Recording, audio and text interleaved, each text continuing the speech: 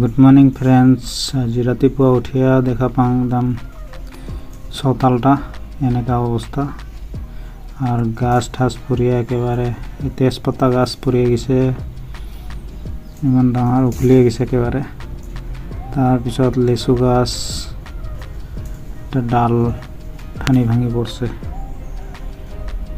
এয়া ছাগলীগিলা পুৰা চাফা কৰি আছে তেজপাতা।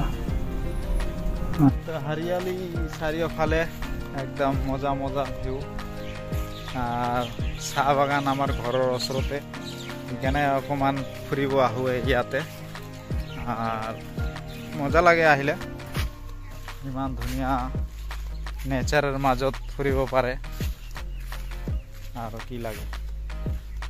থেংক ইউ সকলোকে আৰু ভিডিঅ' চোৱাৰ বাবে, ইমান কিমতি সময় দিয়াৰ বাবে। Bye bye.